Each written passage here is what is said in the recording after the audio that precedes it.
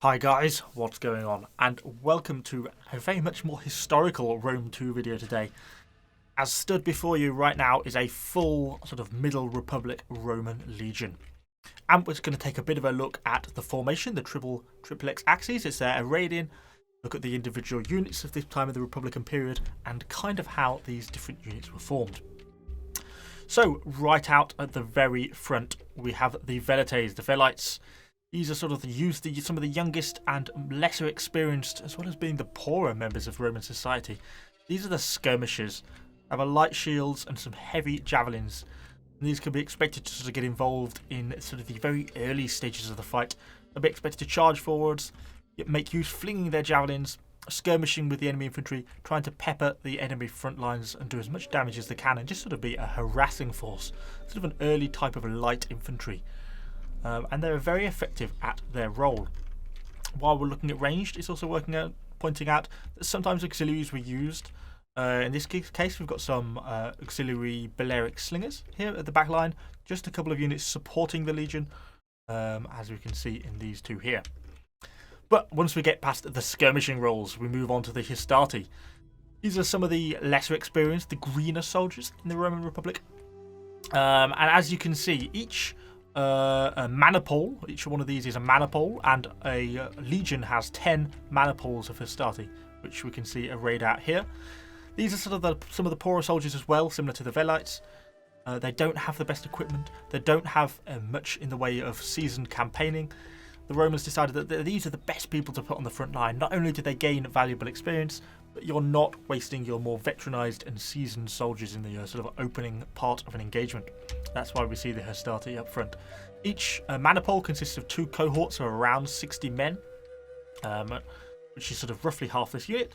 And then each one, as I say, 2 cohorts make up a manipole, and then 10 manipoles makes up the front line of a legion. If the hastati are not good enough to drive off the enemy, then sometimes the second line has to be employed. These are the principes, second rank. These soldiers have seen a lot more combat, they're a lot more battle hardened, a lot more experienced, and they are much better equipped, tend to be wealthier, much better equipment. As you can see, these guys are in full chainmail, helmets, shields, and gladius. Some scutums, which is the name of the shields. And these are the second line. Again, similarly arrayed. Men of 60 men per cohort, 2 cohorts per manipole, and then again, as before, 10 manipoles in the second line of a legion. These normally, when these get employed into the battle, these are normally always enough to turn the tide, to start to get these more experienced soldiers attacking, as well as being fresh soldiers as well, considering that the barbarians that will be fighting all attack at once, charge right across the front, and once the principes come in, these are fresh troops who are normally enough to turn the tide of the battle. If things go really badly, we move on to the triari. These are the real elites, the best equipped and most veteranized soldiers of the army, seasoned of many, many campaigns. They're not armed with gladiators, but actually have spears, fairly long spears. There's only 30 men per cohort. It doesn't quite represent it properly in this game, but instead I've used half the number of triari to represent the numbers correctly. But a cohort were there would be 30 men per, I've completely forgotten the word for it, per half the unit, and then there'll be 60 per manipole, per century. That's it. 30 men per century, and then 60 per manipole in total, forming the back line. And these are the mainstay of the army. If you have to fall back to the triarii, as the sort of Roman phrase goes, then a battle has obviously gone very badly. And these would fight realistically in a phalanx, while in this Triplex Acies they might march and form up in this relatively open formation. When it actually comes to forming into the combat, you can expect them to form it into a phalanx. And this is like the very back line. Not only is it sort of a really impressive and terrifying sight for the enemy to face up against, also gives a rigid and sort of reinforced line for the front 2 ranks to fall back and regroup behind if things go really badly. So it gives like a rallying point as well. It's kind of a nice way of looking at it. So let's get this battle started off, and hopefully we can see this formation in a little bit of action. So the Romans formed up for this night battle, and you can see the barbarians are charging up over the hills and coming straight at them. There's a vast mix of stuff in this barbarian horde. Something I also didn't point out was the fact that there's 2 cavalry units on the flanks over here. The equites. These are the sort of the middle to higher class citizens in the Roman army. These people can afford not only their own horses, but their own equipment, saddles, helmets, breastplates, spears. These are sort of the much more wealthy elites. But having said that, the Romans were never great cavalrymen at any point in their society, really, which is why after we see sort of the successful Punic Wars, you start to see sort of Numidian cavalry, and the cavalry work often starts getting farmed out to the auxiliaries far more than the Romans actually doing it themselves, because they were a bit crap at it, basically. So, the barbarian army advances. Speed this up a little bit so they can get into range. The Romans so far holding firm on their ground. They've got a nice position with this nice rise here in the middle, in the centre of the army. Let's slow it down now as the barbarians start to get close. Coming forwards with some of their skirmishers first, some Celtic youths, relatively unarmoured javelin men, very similar to the Velites. It's just such a skirmishing just played such a huge part in early antiquity battles, which is why kind of every army would have always had sort of a series of these sort of javelin armed, these lighter infantry. So the Roman cavalry is now facing off against their barbarian counterparts, trying to get stuck in. As always, really their role was basically not to not collapse, it was just to hold the flanks rather than achieve anything as such. After a brief skirmish, it looks like the barbarians are pushing hard, so the Velites are pulling back into the Roman line so they can continue the javelin tossing, with our auxiliary slingers keeping up a little bit of a barrage of fire.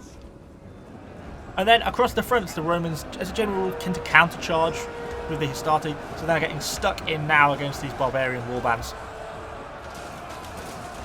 Some brutal fighting starts to break out. Right, so proper melee in the middle of there. Some of the barbarian cavalry seems to have got involved along the front lines. Hastati only armed with a very short gladius, so probably have a bit of a harder time fighting against cavalry. Not really what they're designed to be doing. Probably because the Roman cavalry, it doesn't look like it's having a tremendously fun time here in the middle of the fighting going on the flanks, trying to take out some of the lighter barbarian cavalry, but much more agile, manoeuvrable and skilled horsemen you expect from the Gallic barbarians.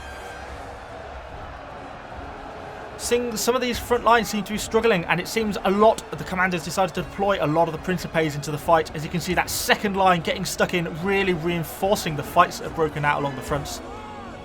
There's kind of some debate amongst historians of whether while the formations marched with the relatively open formation rather than one mass solid line, once they break into combat, there's some question over whether they actually spread out and fanned out a bit more to sort of close up all these gaps, because it does make a sort of an element of vulnerability. As you can see, the barbarians could realistically push and flank through these gaps, which obviously is not what you would want. Some of the hastati already had enough of the fighting, looking pretty exhausted and pulling back to reinforce on some of the more rearward lines. And you can see the Velites from further back are still able to keep up their damaging and punishing fire, although a lot of the enemy javelin men are able to do a similar sort of thing. Javelin is playing such a crucial part. What we didn't manage to catch at the start was the fact that obviously all these Roman infantries have pilums. They carry 2 pilums with them, which they throw before they get engaged into combat. But you can see at this point now, the second line is starting to push through the principes here, really starting to put a lot more pressure on the barbarians, trying to march them onwards and push them back. Some of the enemies actually starting to rout some of the barbarians, enabling these units have started to push around a little bit more, getting a little bit more aggressive. Things aren't looking quite so good for the Roman cavalry, however, which appears to have frankly disappeared from the field, but that is often to be expected from the Roman cavalry. So over on this flank, some of the lighter barbarians already had enough getting churned up in the Roman war machine. I think it's worth pointing out, though, in reality, fights like this would have drawn on for hours, if not sometimes over days. There was never a quick skirmish like we're seeing in this sort of situation. Fighting takes hours upon hours. Often smaller scale skirmishing at the start could run for hours before the actual proper fighting even began. And it would break down sort of into a series of little pitched battles, kind of like we see here in this sort of sense, these sort of individual battles where everyone's just trying to vie to win their part of the battlefield. So initially, things are looking pretty good along the Roman centre. A lot of the barbarians are either in retreat or are struggling. And that's starting to hopefully free up some more units to start to push out and apply pressure on some of the flanks, because some of the Roman flanks here look like they're in trouble, particularly this right flank. which is very heavily outnumbered by the barbarian hordes, starting to apply quite a lot of pressure, even with these units fighting in a fairly tight formation. A lot of the javelins and slingers keeping up a fairly solid barrage of fire on the enemy, hopefully getting quite a lot of extra damage in on the flanks. Oh yes, look at the javelin tossers there, you can see the amount of damage they're getting in. Nice job. This flank, things don't look quite so bad. Numbers are looking a little bit more balanced, particularly with both lines engaged. And it's worth pointing out at this point, we still have the triari, the third line, the backup line, is still here firmly in position. Obviously got their shields up to protect them from a little bit of stray missile fire that's coming in. Normally, in the reality, the triari would have knelt down on one knee, the front rank, buried the butt of their spear into the ground, and formed that sort of really impenetrable defensive wall at the back of the line. And that's kind of the thing that makes it so intimidating and makes this Triplex Acies such a powerful formation, is even if the barbarians fight through all this, manage to drive back both two ranks of enemy infantry, by this point they're exhausted, and then they clear this and they find a full veteranized, the best troops of the Roman army, the full Roman phalanx, still completely intact at the back of the formation, undamaged and untested, not even worn out, and that is normally enough to break anyone who has to then come up against that. And by this point, the first two lines have normally reformed and re-rallied behind the triari, and then that advance is almost always enough to break the enemy. Still, a lot of barbarians are hanging around on some of these flanks. A couple of the Romans here look like they've had enough. Some of the hastati, been involved in the fighting for a long time, and now just had to give up the fight and try and get out of there. But some of the middle ranks have managed to push through, starting to break through and break some of the barbarian lines. You see they've got a couple of pilums left, which they managed to toss into the back of these barbarian units here as they get stuck in from behind. Nice. It makes it all the more exciting being at night somehow. Does make it more enjoyable. Down this end of the battle, how are things looking? Things aren't looking quite so good. Some of the Roman units are struggling, and some of the hastati, I think, have broken. Some of the first rank, probably utterly exhausted by this point, trying to pull back towards the triari to regroup, which is meaning now the principes, the second rank, is starting to get a little bit overwhelmed here, because they're starting to be flanked on all sides because it's just so outnumbered. If they're not careful, they're going to have to put the triari in. Okay, they have. They're moving up the triari to form the third line, trying to block off this, try and reinforce this right flank so it doesn't collapse completely, and allow the barbarians to sort of sweep up the army.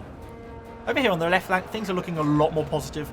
I think many of the troops in the centre were able to wheel round, really start to crush many of those barbarians in us.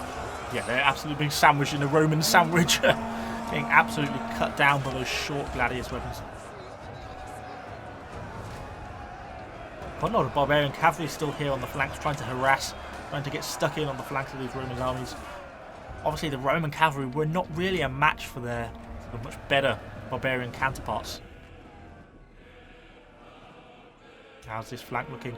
Okay, the triari are actually already being put to work. The Roman principes are pulling back, trying to pull back to their own lines to regroup, and the barbarian have just gone straight and smashed straight into the phalanx, the triari phalanx. But this is what these guys are the best at. These are the elites of the Roman army. They should easily be able to hold it in this sort of situation. They are fresh troops, not exhausted like many of these barbarians are, and they should really now be holding the line and holding it well against these sort of people. And they're really buying time for the rest of the army, particularly the left flank, to finish off the job they were doing.